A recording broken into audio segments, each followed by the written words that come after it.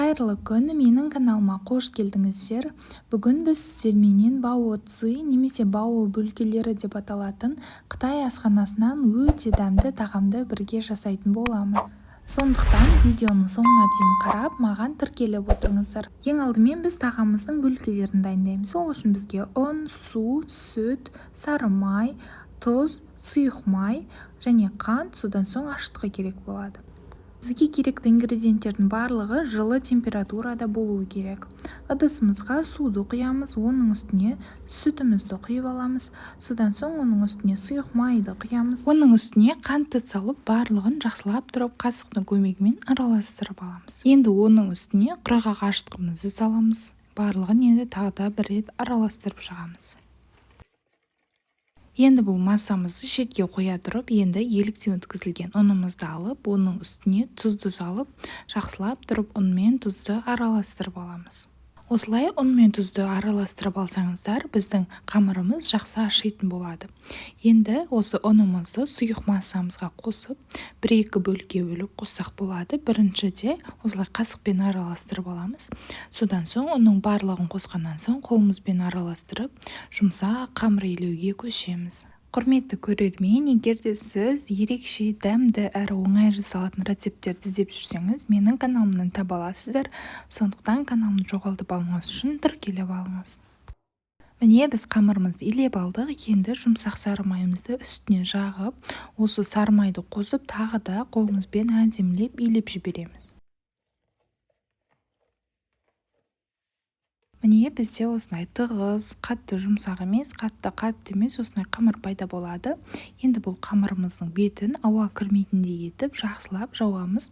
Өйткені қазір жылы жерге қойғанда әдемі болып көтерілу керек. Қамырымызды шамамен жарты сағатқа немесе 1 сағатқа көтерілуге жібереміз. Енді біз тағамымыздың салмасын дайындаймыз. Ол үшін бізге осындай 3 түрлі бұрыш, сәбіз, пияз, ет, соя соусы және дәмдеушілер. Бұл жерде менде паприка, қара бұрыш, тұз және сарымсақ керек болады. Ең алдымен көкөністерімізді турап аламыз. Осылай ұзынша етіп барлығын әдемілеп турап шығамыз. Негізінде осы болгар бұрышының 3 түрлі түсін алсаңыздар, тамақта әдемі көрінеді. Сондықтан да осылай 3 түрлі түсін алуға кеңес беремін. Қатты ұзында емес, осылай орташа етіп турасаңыздар да болады. Келесі кезек бізде пиязды да солай әдемілеп ортасын бір бөлеміз де, оны да соломкалап осылай әдемілеп турап шығамыз. Ал сәбізді осындай майда үкіштен ұзынша етіп әдемілеп өткізіп шығамыз. Сарымсағымызды да осы үкіштен өткізіп аламыз. Көкөністеріміздің барлығын турап, үкіштен өткізіп болдық. Келесі кезек етті тураймыз. Етті алғанда ешқандай майы, сіңірі жоқ, осындай таза етті алыңыздар. Сол кезде әдемі тамағымызға үйлесіп кетеді. Етті де осылай ұзынша жұқалап, соломка, яғни ұзынша етіп турап шығамыз. Енді салмамызды қуыруға көшеміз. Ол үшін жоғары отта қызып тұрған қазанымызға майды құямыз да, оның үстіне жаңа турап алған етіміздің барлығын салып, әдемілеп етіміз қызарғанша қуыратын боламыз.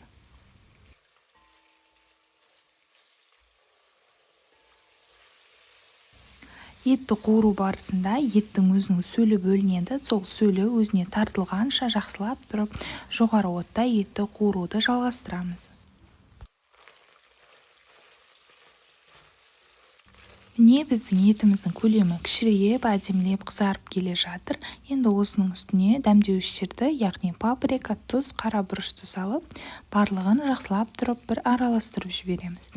Енді оның үстіне 100 граммдай суды құямыз да, оттың астын баяу етіп қойып, етімізді бұқтырамыз. Шамамен 45 немесе 1 сағатқа бұқтырып қойсаңыздар болады. Етті бұқтырып қойдық. Етіміз пісем дегенше біз бөлкелерімізді жасауға кірісеміз. Міне қараңыздаршы, біздің қамырымызда көтеріліп, әдемі болып тұр. Енді осы қамырымызды ыдысынан шығарып, әдемілеп, барлығын осылай бірден қолымызбен жайып шығамыз бірінші. Содан соң оқтаудың көмегімен қамырды домалақ қылып жаюға кірісетін боламыз. Міне осылай дөңгелек қамырымызды әдемілеп жайып шығамыз. Қамырларыңыз дұрыс жайылмай жатса, кішкене ұн қосып жіберуге де болады.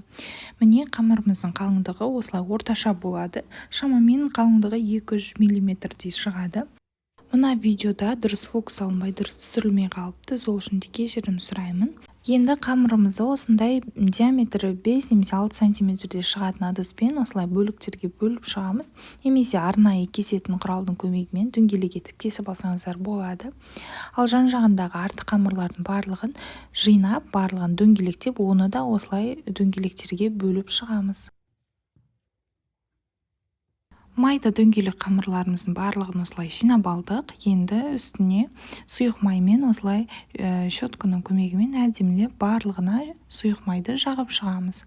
Енді осы сұйық май жағылған қамырды видеодағыдай екі бетін беттестіреміз. Яғни бізде жарты дөңгелек пайда болады. Барлығын тура осылай жинап бүктеп шығатын боламыз.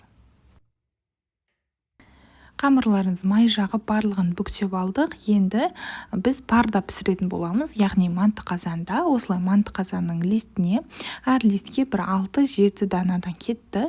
Осылай барлығын салып аламыз. Арасын алшақ-алшақ етіп қойыңыздар, өйткені қазір біздің бөлкелеріміз ісініп үлкейеді, сондықтан да осылай қойыңыздар.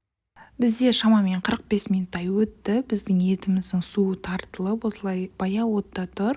Тағы да бір араластырып жібереміз де, енді үстіне көкөністерді қосамыз. Отымыздың астын көтереміз ең жоғары отқа. Енді үстіне туралған пиязымызды салып, жақсылап, енді пиязымыз қызарғанша қуырып алатын боламыз.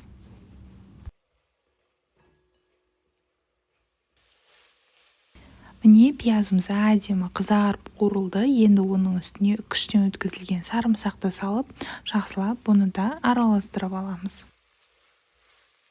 Енді оның үстіне үккіштен өткізілген сәбізімізді салып, барлығын жақсылап тұрып араластырып қуырып аламыз. Көкөністеріміз әдемі болып қуырылып жатыр. Енді оның үстіне соңғы көкөністеріміз, яғни болгар бұрыштарын салып, барлығын енді жақсылап тұрып араластырып, қызартып, көлемі кішірейгенше қуырып алатын боламыз. Міне қарасаңыздар, көкөністеріміздің көлемі кішірейіп, әдемі болып, осылай қуырылып шықты. Енді үстіне соя соусын құйып, тағы да жақсылап араластырып жібереміз. Енді оның үстіне тағы да бір шамамен 100 граммдай су құйып, енді осыны бұқтырып қоятын боламыз. Шамамен бір 15-20 минутқа баяу отта бұқтырамыз. Міне бізде жарты сағат өтті. Біздің салмамыз әдемі болып бұқтырылып дайын болды.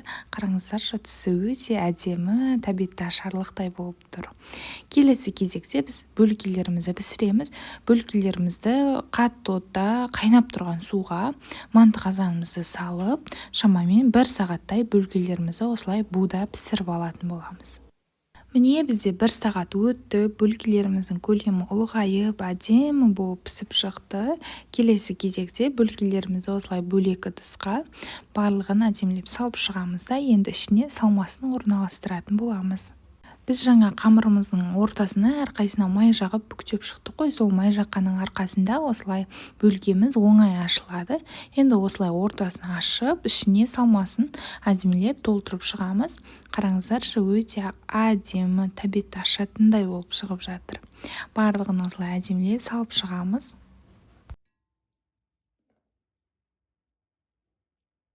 Бау бөлкелерін өздеріңіз қалағанша сәндесеңіздер болады. Мен осылай үстіне кішкенеден ақ күнжіттер сеуіп шықтым. Міне осымен біздің Қытай асханасына бау бөлкелері деп аталатын тағамымыз дайын, немесе бау ци деп атасаңыздар да болады. Тағамның дәмі дейтін енді өте дәмді болып шықты, маған өте қатты ұнады. Енді жиі жасап тұрамын деп шештім. Сіздер де міндетті түрде жасап дәмін көріңіздер. Баршаңызға сәттілік. Сіздермен бірге болған Раушан.